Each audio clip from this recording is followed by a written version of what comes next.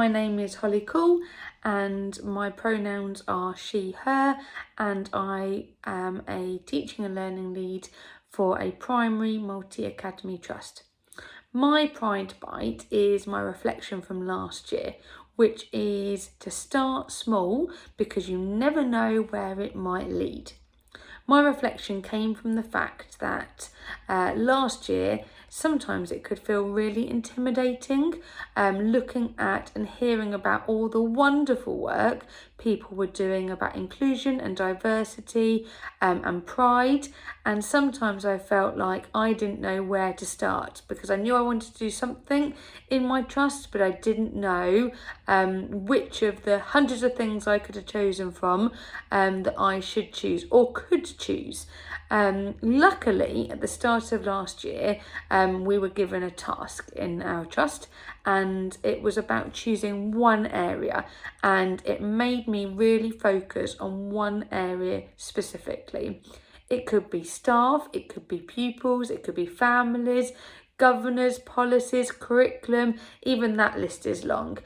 So I decided to focus in on staff, because I knew that I'd previously felt, and sometimes still did feel, a bit nervous or wasn't sure about being myself in different settings, whether that was being myself in the staff room but not in the classroom, and I didn't want other people to feel like that. So I knew I wanted to start with staff, but then the idea was, where do I start?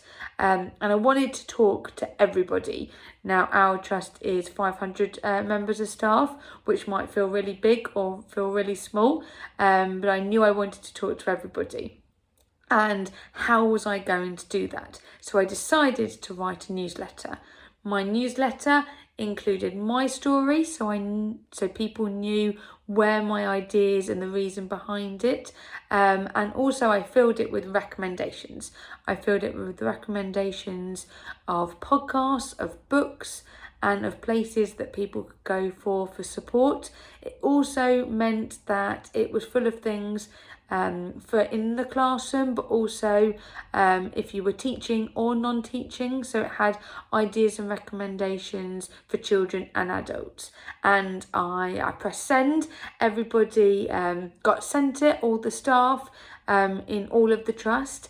And my thing that I started small has had such an impact, and I'm really proud of it this year, because from that one newsletter, I had the most wonderful conversations with people. People would stop me down the corridor, they would talk to me, people I'd spoken to before, people I'd never spoken to before.